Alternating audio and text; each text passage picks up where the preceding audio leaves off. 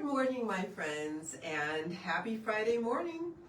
Beautiful, just a little bit snowy morning, and we are going to make a very exotic, rustic chic bracelet today. I called it the Silk Road Bracelet, and this is what it looks like. So this bracelet is not just about combining different stones, in this case turquoise and lapis, but it's a little bit about thinking outside the box. So let me explain. Clearly, any bead that is drilled through the center here, this is a bit of a little bit of a heads up of what's to come. So in my hand, I am holding a beautiful spiny oyster rondelle. And generally, when we see beads like this, we think there's a single hole. So clearly, we are going to string them through that single hole, and we're going to see the side of the bead. But you know, sometimes when you get these absolutely gorgeous rondelles, and they might be made out of a gemstone, or in this case, spiny oyster, a beautiful shell. And if you think just a little bit outside the box, if we turn our bead so that it lays flat, we can see so much more of the beautiful surface area of the bead. There's so much more color that is exposed. And sometimes that is exactly what we want. So let's think a little bit outside the box and just be creative. Sometimes experimentation is the best friend of creativity. And that is what we're here to explore. Sylvia says lapis. Yay, lapis! Ellen says hi, Irina and everyone. Hi, Ellen. Fonda says good morning, everyone. Happy Friday. Good morning, Fonda. Happy Friday. Angela says good morning. Good morning, Angela. Lynn C says hi, Irina, Tony, Lauren, and all. Good morning, Lynn. Kathy K says good morning. Nice time for lapis. Yay! Thank you, Kathy. Bonnie says hi, everyone. Hi, Bonnie. This is the famous Bonnie who actually puts together your kits. Janice says good morning from Alabama. Good morning, Janice. Lynn O says good morning, everyone. Good morning, Lynn. And Trudy does too. Hi, Trudy. Kathy says yes, ancient Roman glass would be great. Wouldn't it? What a great idea. Thank you so much. I guess great minds think alike. What can I say? You know what? I'm so glad you said this because I love Roman glass and I was so excited to use Roman glass in this way. Veronica says good morning, everyone. Good morning, Veronica. Okay, ladies, so thank you so much for joining me this morning. And obviously, this is what we're making. So I think we're just going to get started. We have a few steps to cover. So we will get going right now. So clearly, we're working on having 3 different colorways. We have the lapis and turquoise, and we have what I'm calling under the sea. So this is what I'm going to start with. I will start with the very beautiful, one of my favorite things ever, and this is spiny oyster. So first thing we're going to do is use our Ceylon, and this is the color of the Ceylon that I picked. It's a beautiful purple that goes so wonderfully with the purple highlights in the spiny oyster. And I think it's just a great kind of how can I say this? It's an earthy purple. So it's not a really bright purple. It's just the perfect purple, I feel, to go with the earthiness of the shell. So when you open your kits, you will find 6 feet of Ceylon. And the first thing we're going to do is tie a knot in the center of our Ceylon. And I like, so this is the center of my Ceylon, and I'm kind of going for the knot landing right about there. Connie says, good morning, everyone. Beautiful bracelets. Good morning, Connie. Thank you so much. And I am tying a surgeon's knot, which means I'm going through once, just like for just a regular overhand knot, or actually square knot. And then I'm going into the loop one more time, and it's just going to give me a slightly larger and more decorative knot. So it's going to look something like this as you're making it. If you're getting a figure 8, you're doing it right, and we'll just tighten it. And as you can see, it's a slightly larger knot. And the next thing we're going to do is make self needles on both ends of the string. So I'm just going to move my beautiful beads a little bit, and I'm using super new glue. As always, super new glue is very runny. It comes out very quickly, and it does a really good job with this. So I'm just using my glue and putting it along the Ceylon. I would say at least an inch, and if you can do a little more, even better. Bonus points for a little more. And now I'm just using a piece of paper to remove as much glue as I possibly can. And I will do the same exact thing on the other side of my Ceylon. So here we go. Starting out a couple of inches from the end, and just guide the glue along the Ceylon. Be careful because it does come out very quickly. It is a very watery glue. It is not gooey at all. So have a little piece of paper handy so you can whisk away some glue and do a little cleanup if need be. So this dries rather quickly, this glue, and I'm feeling my string, and it's just a little bit stiffened, and it's dry, it's ready to cut. And what I like to do is just use my regular cutter and cut at a nice sharp angle, almost like an actual needle. And we will do the same on the other side of our string. So now we have two ends that have self needles, and we can start. So first thing we're going to do here, let me show you. This is what the bracelet looks like, and we are starting at the button. And the button, of course, is just another bead, which we turned into a button. So I am using a slightly different bead cap for this one. I'm using a flatter bead cap. And if you get the lapis bracelet, you will see that the hole in the lapis bead is just a little bit larger.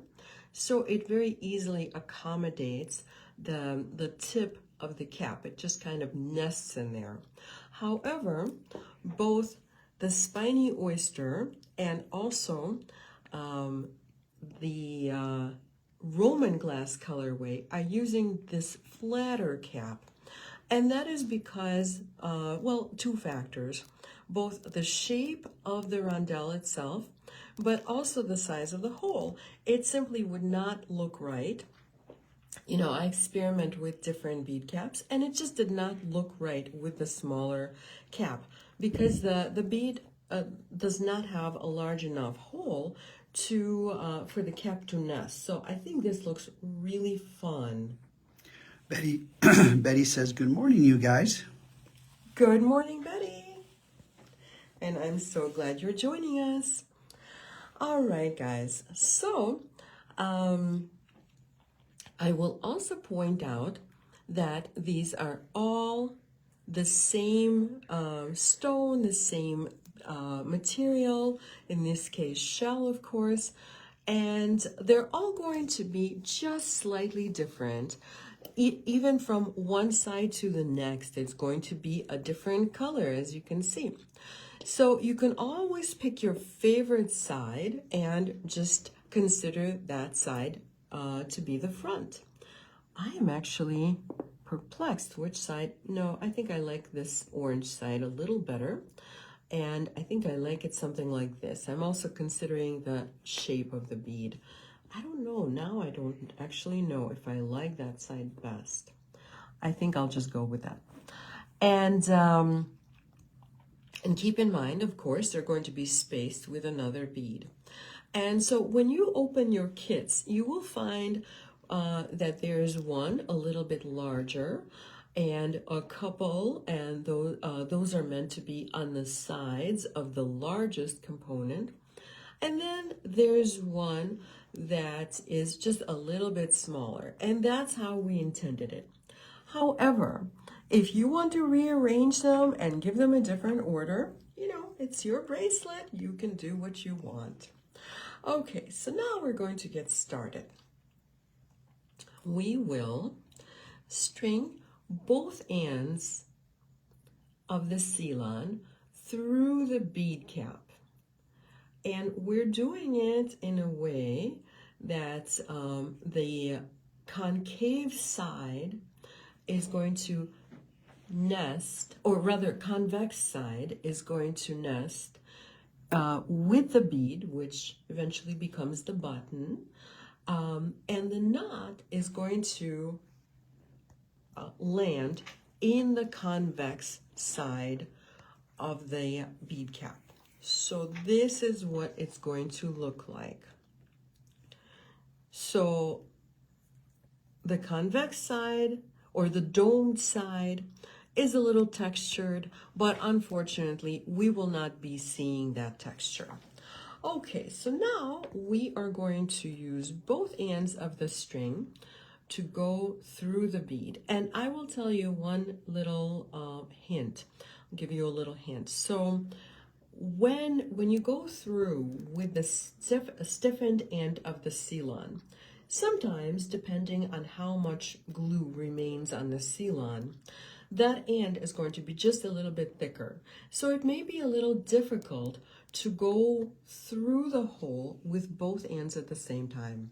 So if you get through with the stiffened part of the seal-on first, and then put the other end through, sometimes it just is a little bit easier, because it is a snug fit. Not too snug, but it is a little snug. And so this is what it is going to look like. So our little bead cap is nesting. And now we are going to string a daisy bead, or a daisy spacer. You guys are familiar with these. These have been around for a long time. And they're just so fun, just a little tiny accent. And actually, in the lapis version of the bracelet, it is a very practical accent because it's plugging the larger hole. But in the other two versions, it's just a really fun decorative element. It's nice to have those little tiny elements that eventually add up to a design. And so now I'm going to tie a knot. This is an overhand knot, and I'm tying it really close to the daisy spacer. And in fact, it's going to hold the daisy spacer in place. And so since we're using two strands to tie a knot, or rather two ends of the same strand, sometimes you can pull on one and then the other and tighten it that way. Okay, so now my knot is tightened and I'm ready for the next step. So this next step is going to be just a little tiny bit of very simple macrame. So this is right here.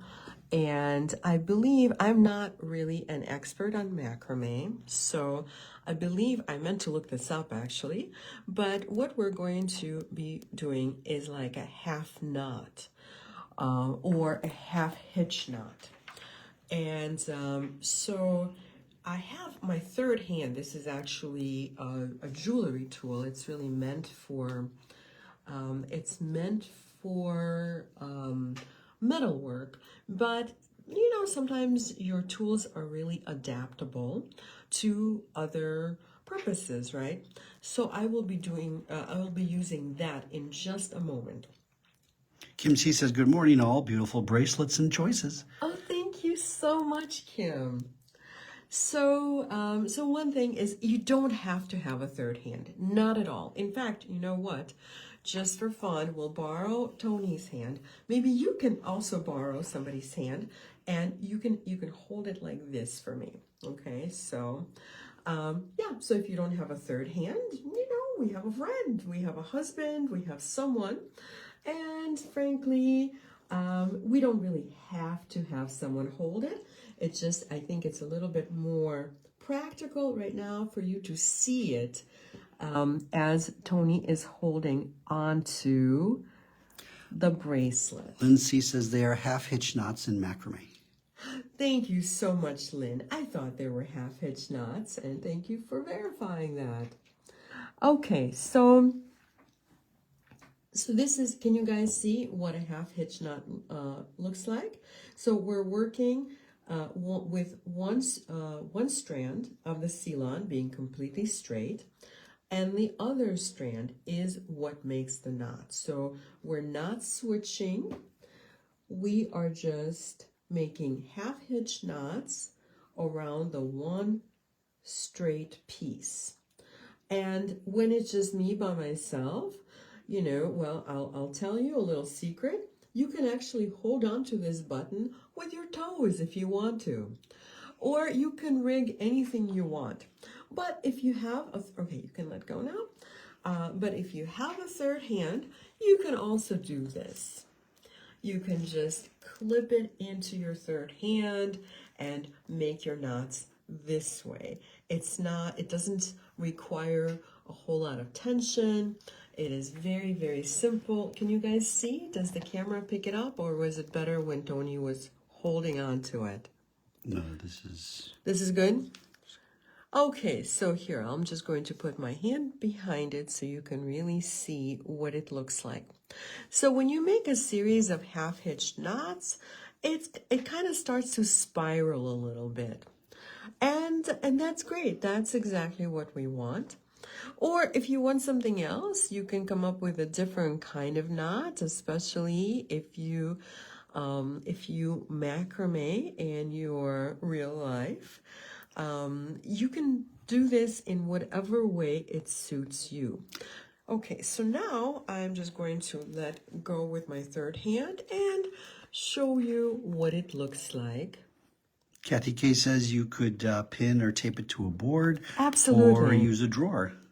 Yes, a drawer is great. Yeah, and Lindsay says a third hand is great, but you can also just clip it to a clipboard if you want. Absolutely. If you have some kind of a board that you can pin into, you can do that. They have special macrame boards for that, but really you don't have to. What I'm saying is this is so minimal, you can just do whatever makes sense at the time. Just rig it however you can.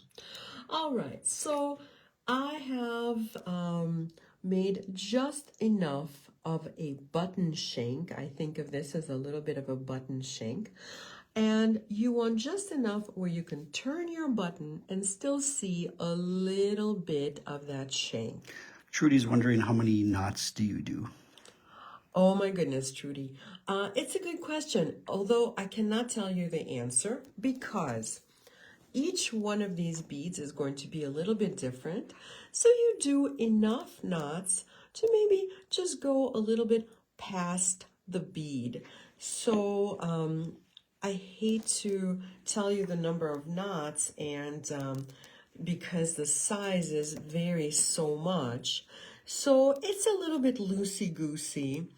It's, you know, you want about 4 to 6 millimeters past the button when it's laying flat, if that makes sense. Trudy says you just answered. Thank you. Oh, fantastic. Thank you, Trudy. All right, so we're going to continue. And the next thing we're going to do is just tie another overhand knot. And frankly, you know, it could be a little shorter, this little button shank, or it could be a little longer. It will work either way. Sylvia says the visual clue is very helpful. Thank you so much, Sylvia. All right, guys, so I just tied an overhand knot at the end of my macrame, and this is what we're going to do. So clearly, I have a different bead spacing in this bracelet. It's a bigger, chunkier bead, inlaid in brass, and for this next version of the bracelet, the one that I'm calling Under the Sea, I'm using also an inlaid bead, but this time it is beautiful abalone shell that is inlaid in wood. So, and the wood it's a very exotic palm wood. I love this wood. It just looks so natural and so beautiful. And we're going to string through our bead.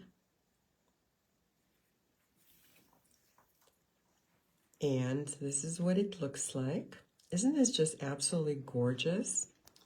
You know, normally when I use spiny oyster, more often than not, I use turquoise. And this time I thought I will go with something a little different, something a little more unusual. And I love the combo of the two. So I'm tying another overhand knot right behind the bead, and it's going to hold it in place. And for just a little extra spacing, so when you make a rustic, kind of a rustic chic piece like this, it's kind of tribal inspired, it's just inspired by world cultures.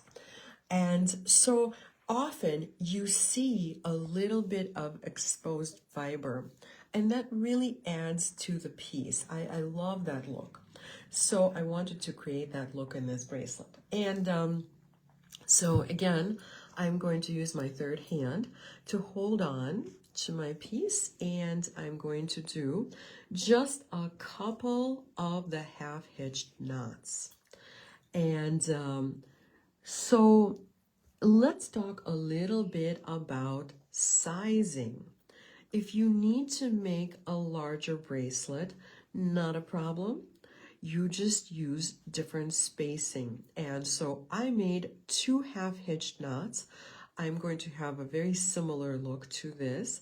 But if you need a little bit more space, maybe make 4 or 6. So figure out what you need space-wise. I will tell you that every 2 knots take up about 1/8 of an inch. So let's say you need to add an inch, and let's count just for fun. 1, 2, 3, 4, 5, 6, 7, 8, 9. So we have 9 opportunities to add a couple of knots, and if you were to do that, you would add over an inch in length. It's all little tiny segments, but they really do add up. So that is just, you know, a thought of how we can change the sizing. And so once you have made your 2 half-hitched knots, we are just going to make another overhand knot. And this way, we're keeping everything in place. And we're also getting ready to string the next bead. So here is my next overhand knot, and let's go ahead and string the next bead. And because in the turquoise and lapis variation, Of course, the turquoise beads are so much chunkier, so I actually had to skip one. So you see 7 beads in my bracelet, but you will actually have 8. So in fact, in every one of these, you will have 8 of those spacer beads, the inlaid beads. And you can use them all, or you can omit some if you have a little tiny size wrist. And now we're going to again create 2 half-hitched knots. Kim C says, ooh, those abalone wood beads are drool worthy. Oh, thank you so much, Kim. I'm so glad you like them. I think they're so cool too. Sylvia says, will you tell us a little bit about spiny oyster? I would absolutely love to. So a lot of spiny oyster comes from the Sea of Cortez in Mexico. And it's actually a byproduct of the food industry, and it comes from sustainable fisheries. So that's where a lot of this spiny oyster is from, or actually all of ours is from. But actually, spiny oyster is found just about all over the world, and it is very renewable. It also really makes me feel good that it's a byproduct of the food industry because, you know, nothing is wasted. Sue D says, stunning. Oh, thank you so much, Sue. All right, so I'm placing our 3rd bead, and we're going to yet again tie a knot. And after the knot, you can either add 2 half-hitch knots and another knot, or you can just, again, it all depends on the sizing, so you decide. So what I'm actually going to do is just go into stringing my next bead, and the next bead is going to be the spiny oyster. You know, I love the colors that the spiny comes in. They're just so vivid, they're beautiful. Purples and oranges and sometimes yellows and reds. It's just so very diverse. So this is what I'm doing. I'm stringing in one direction with one end of the silon, and the other end of the silon is going to go in the opposite direction, kind of like a figure 8. And we're just going to tighten this and bring it right up to our last knot so that it looks something like this. And once you have your bead on, we are going to tie another half-hitched knot yet. Did I just say half-hitched knot? Yes. No, I didn't mean that. What did I mean? Overhand knot? I meant overhand knot, absolutely. Yes, so I meant overhand knot, and we're going to tie it as close as we can to our beautiful spiny oyster.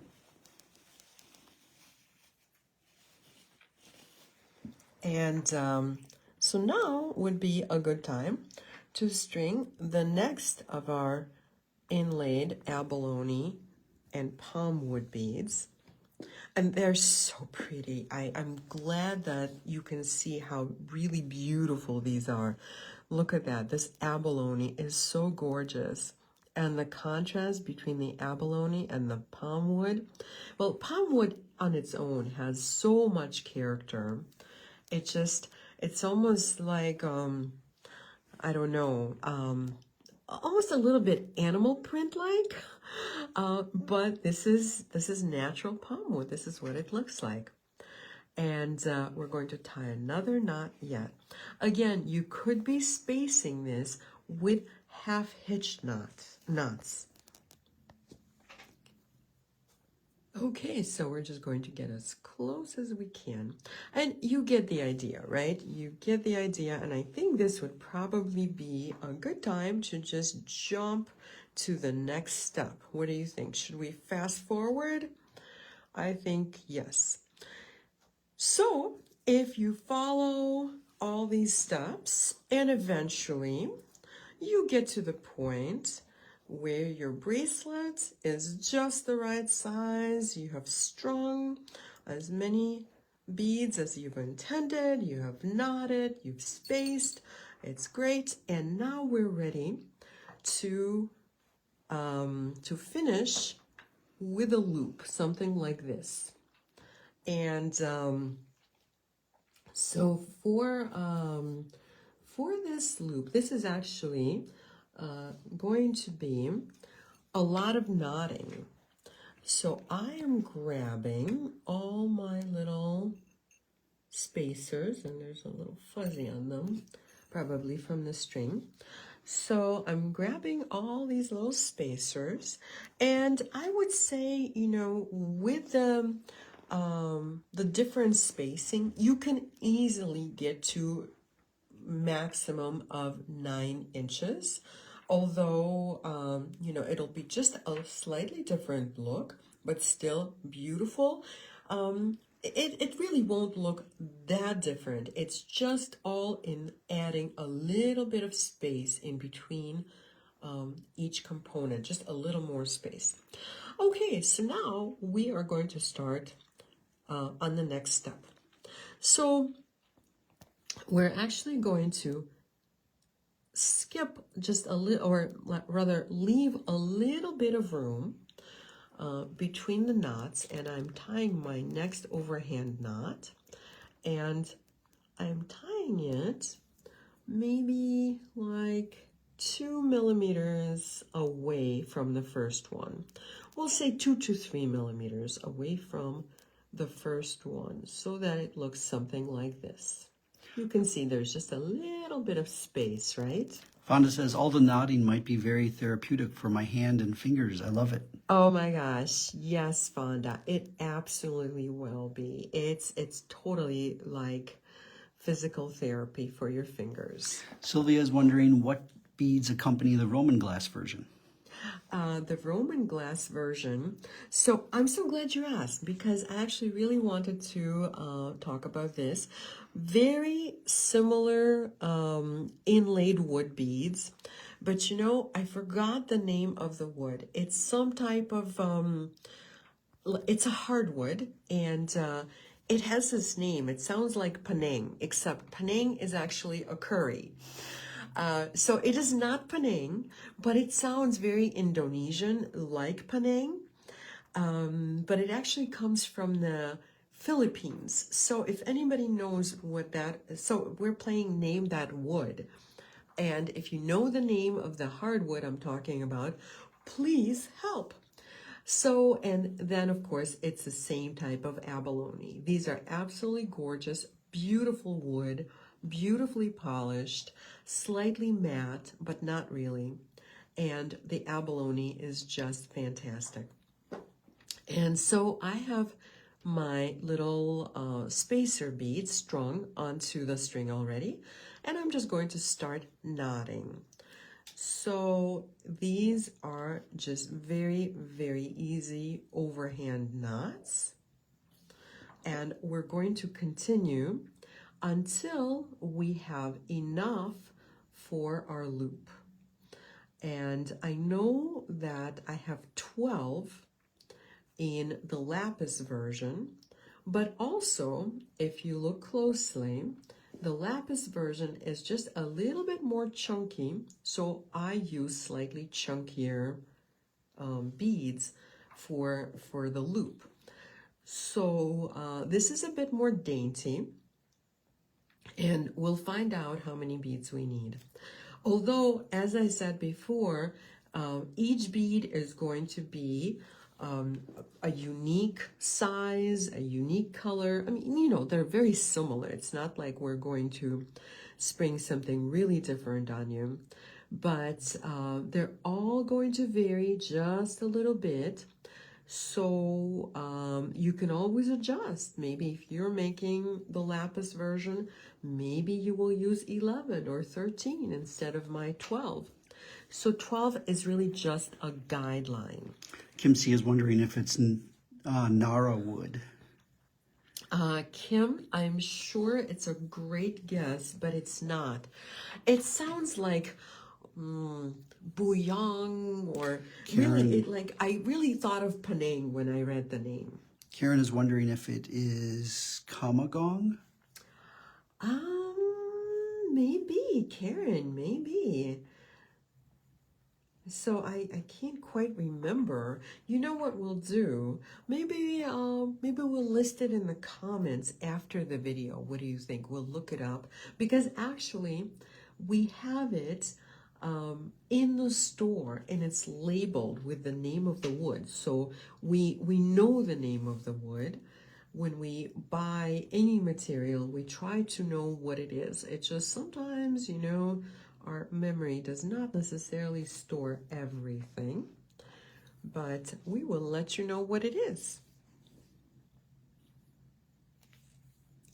And I'm just going to continue knotting until I have enough length for a loop that will accommodate my button bead. So as you can see, I have about 5 beads, and if I were to make a loop, it's just a little tiny baby loop, so not even close. So every once in a while, as I'm knotting, I'm going to be checking in with my button and doing a little bit of a fitting, right? So just like if you're having a dress made or altered and you have to do a fitting once in a while, it's exactly like that.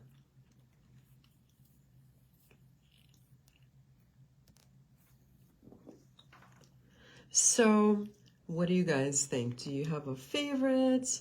Do you like the lapis? Do you like the spiny oyster? Do you like the Roman glass? I haven't done a project with the Roman glass in a while, and I just, I love it. I really enjoy Roman glass. I mean, you know, I love them all. You know, I always say this, they're all my babies, but Roman glass is just so special, and it comes in these absolutely beautiful colors of water, which is probably why I love it.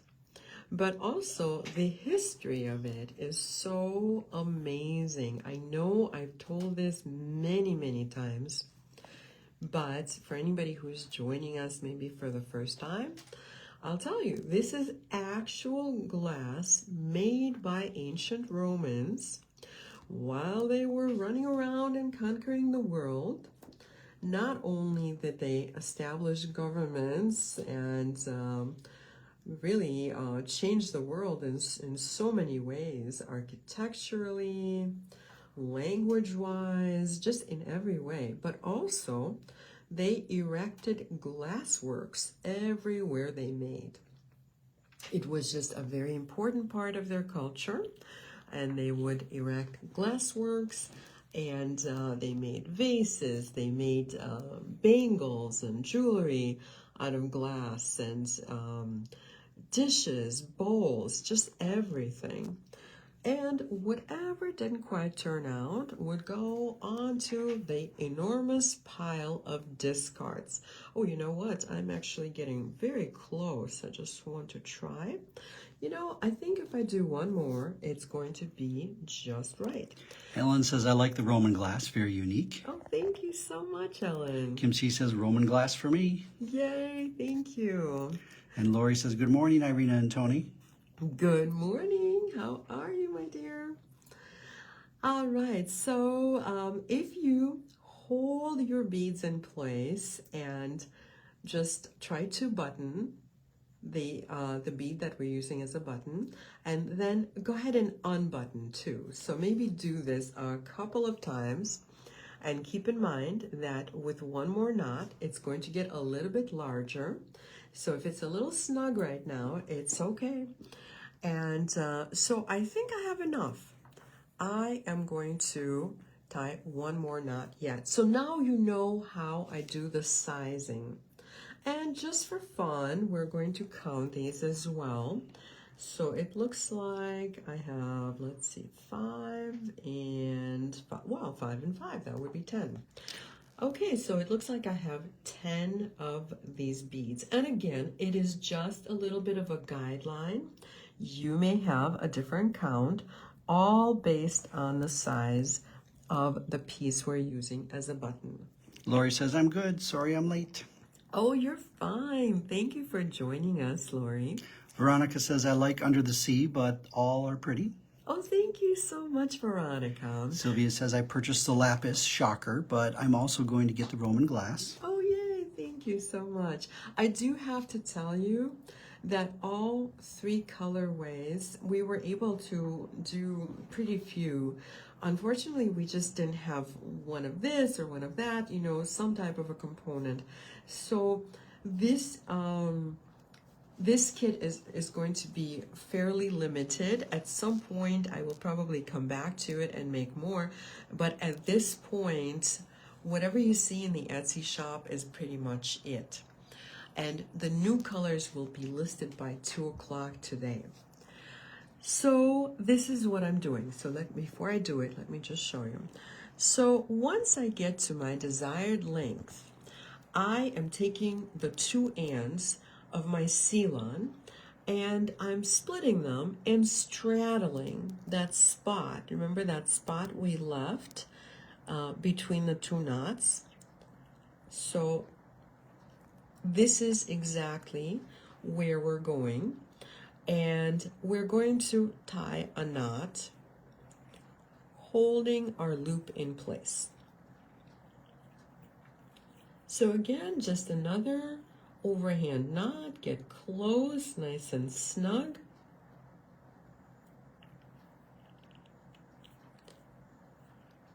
And hopefully I can still get through with my button. And since I measured, yes I can. So this is what it looks like. So if you wanted to, you could actually just leave these hanging and tie on a couple of fun little baubles. And sometimes I do that with my bracelets, but I really didn't want to do it with this one. I wanted it to be a little bit more streamlined without anything hanging down. And so what I'm going to do is cut the excess thread. But before I cut it, of course, I have to glue it because otherwise it will fray and then it will eventually come undone. So this is what I'm doing. I'm just putting a little bit of glue on the thread, never on the knot, always on the thread, and just kind of let it run down just to the knot, and we can guide the glue to the knot, and we can also remove any excess glue with our piece of paper. So it's always good to have it handy. And while my piece is drying, it'll be dry in seconds. I will show you what I'm using to cover up the knot. And you probably already guessed it. I'm using a crimp cover to cover the knot. So this knot is a bit chunky, and we're using the 4mm crimp cover. And in fact, you know, it's not a bad idea probably to open it up, although I think maybe I'll try it first and then I'll open it up. And so let's see. I think, oh yes, our thread is definitely dry enough to cut off any excess. And we're going to get really close to the knot.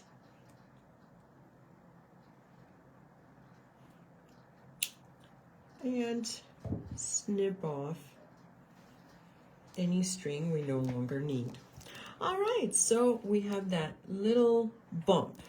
And it's not really that offensive, except it has the glue on it. So it's going to be just a little scratchy, just a little sharp as I'm feeling it. So you don't want that little scratchy bump on your bracelet. We want to finish it so it's beautifully finished and it's fun to wear. So we're going to try this on and see if we can actually fit it in. So if you can fit it in, great. But sometimes the bump is just a little chunkier, and I just want to show you a way to make it a little easier. So hold on to your crimp cover, take your chain nose pliers, put it right into the crimp cover, and now we are going to spread the jaws of the chain nose just slightly. Can you guys see that? Yeah, so instead of going like this, as we normally do, we're actually going like this. We're opening it up. And so now my crimp cover is just ever so slightly more open. It's just open a little larger. And so this is going to be a little easier to fit. And, you know, you will still have to work at this a little bit. So I'm using my chain nose pliers to push the thread into the crimp cover. And ideally, you get it in such a way that there's really nothing protruding outside of the two holes on the sides, right? So work at this a little bit. You can do it. And as soon as we do, we're going to start closing the crimp cover with our chain nose pliers like this. And once we get to the point where it doesn't want to close anymore, as we normally do, we're going to, so we're holding it like that, but now we're going to shift our chain nose pliers to the very edge of the crimp cover and just start pressing. And we do one side, and then we turn, and then we do the other side. And the goal, of course, is to make it look like just another little round bead. And so this is going to cover your knot. This is a good way to finish your bracelet. Barb says sometimes you can smush the knot after it has glue on it and tuck in the edges. Barb, you're absolutely right. You can, or you can hide it. So you can smush it, you can hide it, you can do whatever you want to do. And Barb says, I'm super late, but watched last night's and can rewatch the beginning of this later. Oh, yay. Thank you so much. I should show you last night's projects. So this is what this looks like when we button it. Isn't that fun? So in the meantime, here is what you missed. I will show you. This is Trade Winds necklace, and this is the lapis version of the Trade Winds necklace. So none of this really was meant to be like a set, but as it turns out, it just all kind of goes together. So I think I'm kind of in that mode of rustic chic, boho, like a little bit tribal, travel-inspired jewelry. And I think this all goes really well together. Okay, so what do you think? Do you have any questions about how these are made? And I will show you all three, even though, of course, my Under the Sea bracelet is not finished yet, but you get a really good idea of what it's going to look like. So this is what it looks like. So do you guys have a favorite? So we have the lapis and turquoise, we have Under the Sea, which is the spiny oyster with abalone, and of course we have Roman glass with abalone. Kathy K is wondering, is there a bead cover on the lapis bracelet? Yes, indeed, Kathy. Thank you for asking. So all three bracelets are made in very much the same way. And the bead cap is right here. It's a really teeny. Oh, you mean like a knot cover? Yeah. Yes, definitely. So this is the knot cover. It blends in a little bit because it's very similar in size and color to the spacer beads. So it does blend in. but it is actually a knot cover right there. Lori says, I love the Roman glass. Oh, thank you so much, Lori. Cheryl says, so beautiful. Love the closure on both bracelets. Thank you so much, Cheryl. Betty says, I love it all. Yay! Thanks, Betty. Karen says, I like all three. Making a choice is difficult. Well, thank you. Well, I'm glad I made it difficult. Again, whatever choices you're making, and I don't always say this, but with this particular project, we don't have any, very many. So probably, if you like them, make your choices sooner rather than later, because I have a feeling that this one will sell out. Okay, ladies, so since we're done, this would be a good time to give you a little preview. And I've been talking about this for at least a week now. So next week, my schedule is going to be quite different because we are going to be in Tucson. So because of that, I'm squeezing one more little project in. We all want to be festive on Valentine's Day. And so I am going to be making Valentine's, I called it Be My Valentine, earrings and necklace. And I'm doing this on Sunday, this coming Sunday, very different than normal. And it's going to be at 1 o'clock Central Standard Time on the Eclectica page. So this is, it's not sold as a set, although it looks like a set. And you can buy just one or both. So this is Valentine's Day. Earrings and a necklace, and there's a fun little trick in the necklace here too. I don't know if you can spot it, but if you join me on Sunday, you will see it. And the other important thing is that I will not be doing videos at the usual time as we are in Tucson. So make sure you occasionally check the Facebook page, and we will let you know when we're doing the video from Tucson. So it will be announced probably a day before, because we are relying on the weather. I usually do the Tucson video outside. And so when that happens, no one knows. It'll be a surprise to you and to us. And then when we come back, the next video after that is going to be Friday, February 3rd. And so again, I don't know what the project is. I am just going to surprise myself and hopefully surprise you guys as well. And this is going to be something that's Tucson inspired on Friday, 2 weeks from now. Fonda says, I love the spiny oyster, although I like all three. Oh, thank you so much, Fonda. Marianne says they're beautiful. Thanks, Marianne. Sylvia says, just want them all. Yay! Thank you, Sylvia. I'm so glad. Joan says, like them all. Thank you so much. All right, guys. Well, I believe we covered everything. So I look forward to the Sunday video, again, 1 o'clock. I hope you join me for Be My Valentine, earrings and necklace. And after that, I will see you in Tucson. Have a wonderful and creative weekend.